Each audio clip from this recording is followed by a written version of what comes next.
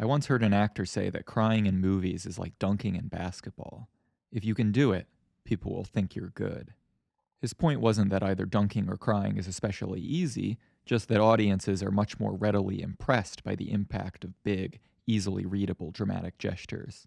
This year, in both Challengers and Dune Part 2, Zendaya plays characters who are deeply resistant to showing their vulnerability. And her greatness as an actress is the most undeniable in quiet scenes where so much meaning comes through nuances of facial expression, body language, and cadence, and even silences seem to speak. I'll show what I mean using my favorite scene in Challengers, the beach scene. Tashi is basking in the glow of victory, not only having won her singles championship after Art and Patrick won their doubles championship,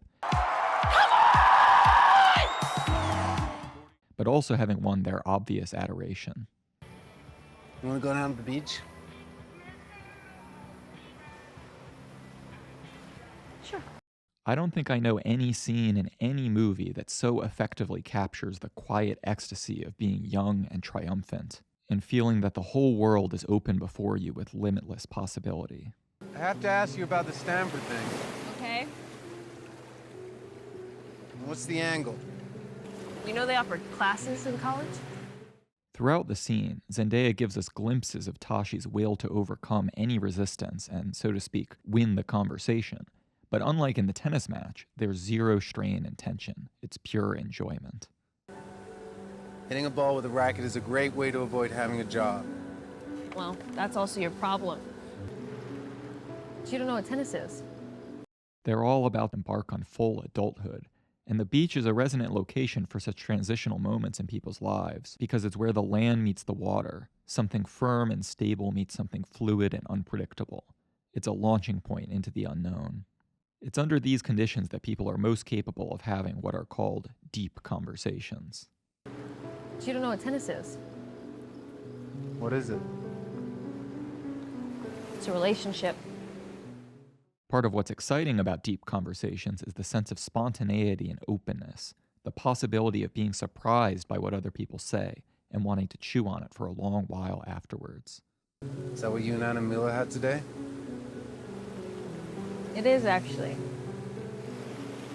For about 15 seconds there, we were actually playing tennis. What I find so beautiful and striking about Zendaya's performance at this scene is how she creates the impression that Tashi herself didn't know that she was going to say all of this, and is surprised and delighted by her own words. For about 15 seconds there, we were actually playing tennis. And we understood each other completely. So did everyone watching. It's like we were in love. I get the sense that she is operating under a state of incredible serenity and knowledge and wisdom that she finds herself in, totally unexpectedly, as a result of having won the tournament. When you work for something really hard under intense pressure for a really long time, and then you finally get the thing you wanted, the wave of relief and euphoria can lift your usual inhibitions and make it possible to think thoughts and feel feelings that weren't accessible before. It's like we were in love. Or like we didn't exist. The way Zendaya delivers these lines really makes it seem like Tashi hadn't thought any of this out in advance, but is only in this moment hearing herself formulate this beautiful, poetic conception of the sport she's devoted so much of her life to, and wishes she could talk this way, think this way, feel this way forever. There's a Wallace Stevens poem that ends with the lines, "I was the world in which I walked, and what I saw or heard or felt came not but from myself. And there I found myself more truly and more strange." Zendaya's amazing performance in this scene gives us someone finding herself more truly and more strange.